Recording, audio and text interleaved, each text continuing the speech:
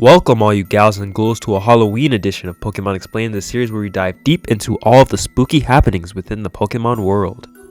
Today we'll be diving deep into the age-old internet creepypasta, Lavender Town Syndrome, also known as Lavender Town Tone, Lavender Town Tune, or Lavender Town Unalive.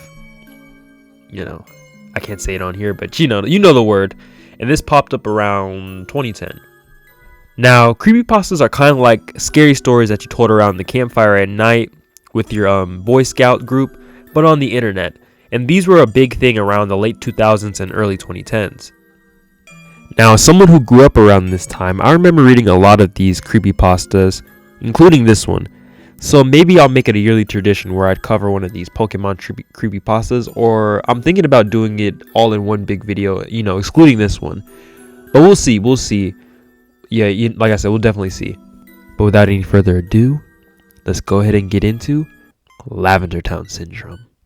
Now, before this creepypasta came into existence, Lavender Town was already a pretty creepy place in the games to begin with.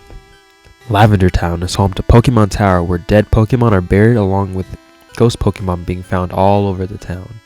Before you get to this point, you're only ever shown Pokemon fainting, so seeing all of these Pokemon that are obviously dead, seeing all these ghosts around, it's obviously a very jarring feeling. But more importantly, once you enter the city, you're greeted with a very creepy tune.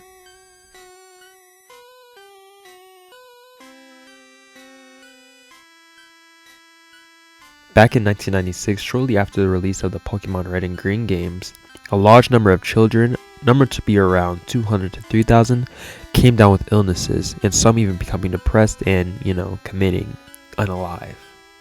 This all happened upon children reaching Lavender Town and hearing its ominous tune. It's been speculated that there's some high-pitched frequencies hidden within the track that only children are able to hear, which caused them to have headaches and develop weird erratic behavior, leading them to do what they did. The children who committed unalive usually did so by hanging themselves, or jumping off large heights, or mutilating themselves. Later on, someone used a spectrogram to analyze the original Japanese tract, with this analyzation revealing an image of a ghost, yet 6 unknowns, spelling out the words, "Leave now." This is particularly odd, because the Pokemon Unknown wasn't a thing when the original Red and Green games were being made, or when they released. So, is this a work of ghost? A divine intervention? How did these unknowns make it into this trap? Who knows? Once the game hit the shelves overseas, this track was altered to lower these frequencies, and such, no other issues with children occurred. And Nintendo swept this situation under the rug, and Pokemon became a global phenomenon that it still is today.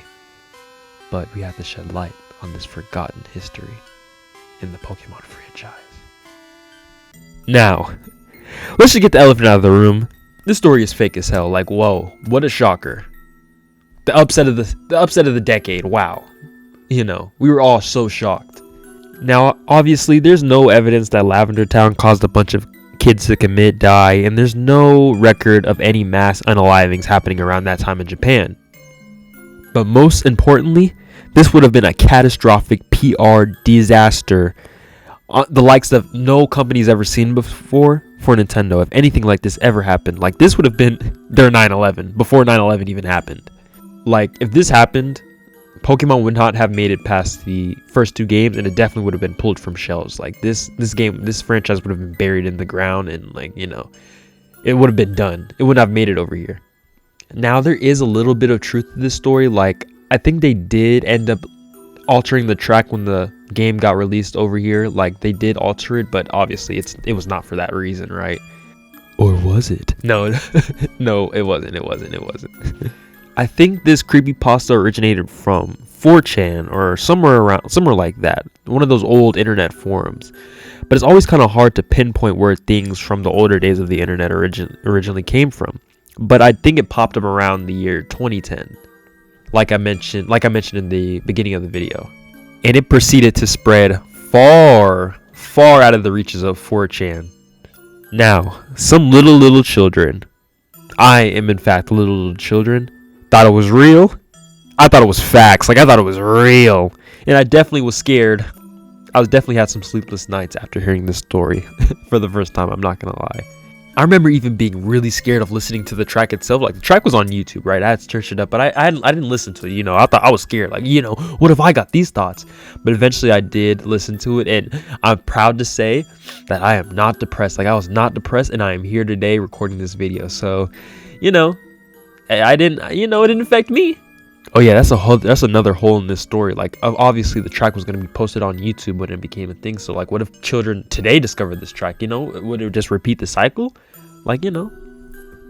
But as time has passed and the internet has changed and evolved more and more, creepypastas have kind of died out and have become sort of a relic of a bygone era. And you know, it's kind of sad to me.